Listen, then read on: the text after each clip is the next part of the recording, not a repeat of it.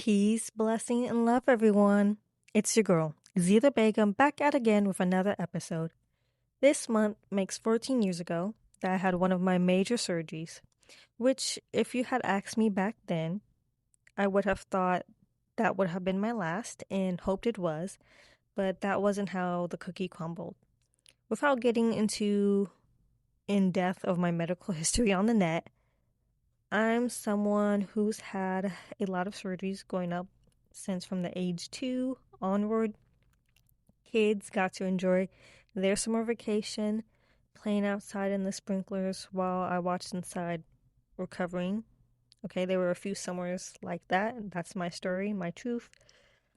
I do want to preface, though, that these surgeries were never life threatening. Like, my life was never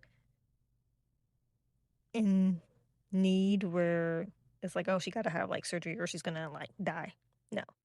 They were necessary surgeries meant to improve my quality of life, my ability to thrive, and my future. And the surgery I'm preparing for this July is no different. It's not life threatening, but it is life changing.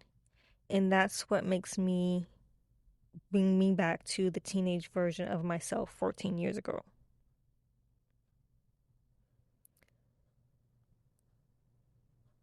With my last surgery, I was a teenager, so I was more aware versus when I was younger. I do remember researching my surgery, trying to find others who had their surgery, and I also did document my own progress. I'm appreciative of my immediate family being there for me and also my extended family who came and visit. Also, my Jack and Jill family who sent flowers and balloons, and my mom's church friends who had prayed for me. It means a lot to me even till this day. I remember the day before surgery, my parents and siblings, we spent the day kind of doing whatever I wanted. I had did a project on this park, and despite being a frequent visitor of the city and having family live there, I had never been to that park. So that day we went to that park, but not for too long because it was a super hot day. And then we ended up having Papa John's pizza before I could no longer eat. And we had also went to the mall, and that's when my mom had gotten the call for when I could come in for surgery the next day.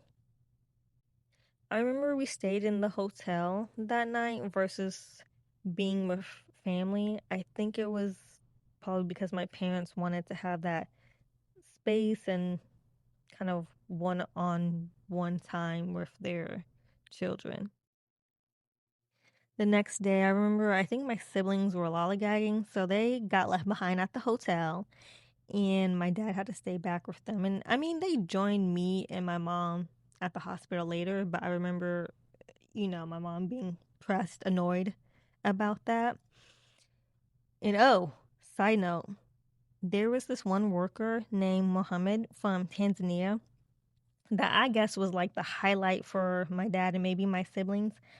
I never got to meet him, obviously, but they were so geeked about this employee.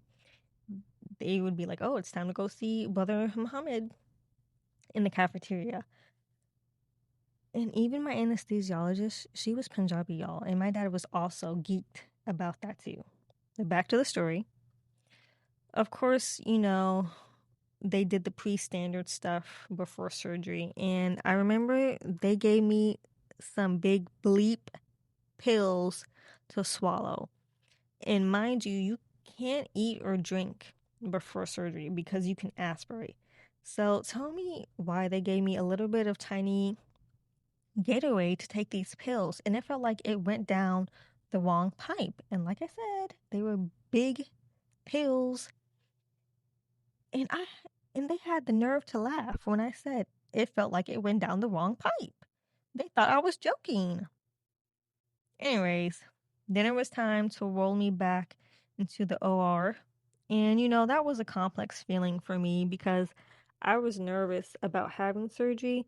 Like I said, I was a teenager, so versus being a child with the past surgeries.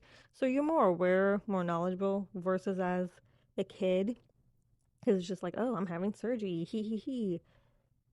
I was nervous and I had expressed that beforehand, but didn't get the support that I needed. And so I only really had God to confide in. I remember my dad did say some prayers in Arabic and then he blew on me. Like, yes, he blew all over me. If you're Muslim, you know. And my mom had tears and I had told her, "Why are you crying? I'm coming back." I was trying to console her. I wish I had more emotional support back then, but I sympathize that it is hard for a parent to have to see your child continuously going through hardships, and maybe I will understand when I'm a parent. I make it to the OR, and I had really appreciate them respecting my modesty, not trying to have me exposed unnecessarily. And when they had the anesthesia going, I remember I just kept reciting Surah Al-Fatiha in my head till I couldn't anymore.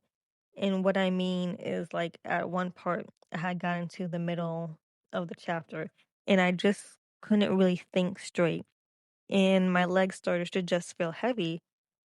So I thought to myself, oh, this is it. Like, I'm about to fall asleep. And I did. Another side note, I remember when I was younger, they would let you pick the scents for the gas.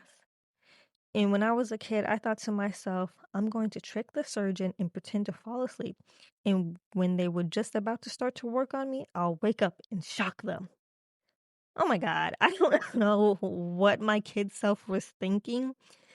But, anyways, obviously, in that process, I'd fall asleep anyways. It did feel quick, like they just had put me to sleep.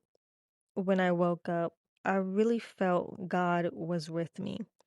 It was an indescribable feeling. I felt everything would be okay from here on out. I never was one to not ever believe in God, but especially this day, like, I know God is real. But I had no doubt that God was with me and working and just covering me. And now I truly understand this verse. Indeed, it is we who created humankind and fully know what their souls whisper to them, and we are closer to them than their jugular vein. Chapter 50, verse 16. And so, what this verse is meaning is that, like, it's the significance of unspoken knowledge, because the jugular vein is your body's most immediate lifeline. This expression means that God is more intimately connected to you than your own life force. It suggests that God is fully aware of your deepest unspoken thoughts, hidden intentions, and silent struggles before you even articulate them. Ultimate comfort in moments of solitude or despair, this concept serves as a comforting reminder that you are never truly alone. It highlights that you always have an immediate, uninterrupted connection to God. I was supposed to have a blood transfer, which shout out to my uncle for donating blood. He is a real one, but miraculously ended up not needing one. And they had said that, and I had remember thinking like, "Oh, my mom must be happy because I know she was nervous about that." They had said that when I had woken up. But when I had first woken up, I first thanked God. I had said Shukr Allah, Shukr Alhamdulillah, and then asked, "Can I see my mother?" And they said yes.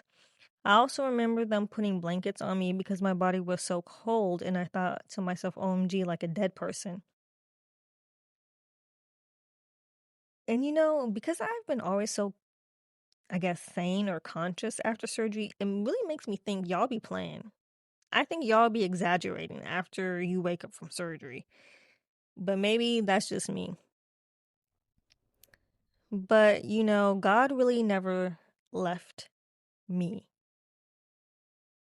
He truly never left me, not one moment at all. And when I was in the ICU after my surgery, my blood pressure was through the roof due to the medication, and they were really worried I was going to have a stroke because of how high it was. And I remember freaking out, but then telling myself, calm down, because freaking out is only going to make it worse. Alhamdulillah, it got better, and I ended up getting discharged early, I think. And even the surgery had ended early too.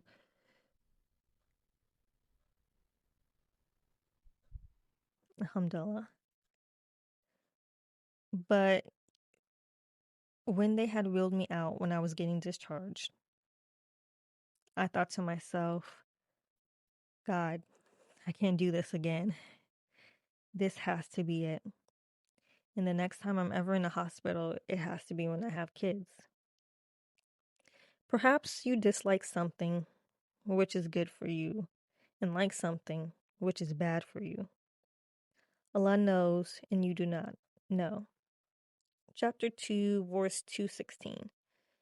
14 years later, surprise, I'm having surgery. And it really took me some time to accept it. But like this verse had said, inshallah, hopefully it is good for me.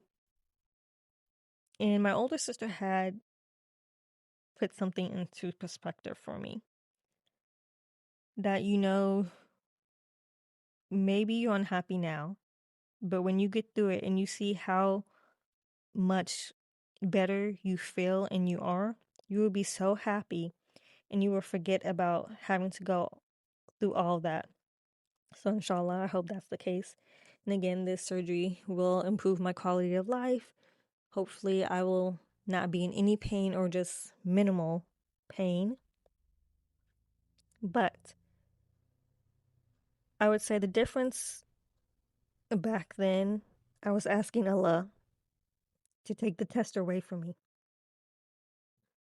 Today, I'm asking Allah to walk me through it. And maybe that's what growth looks like.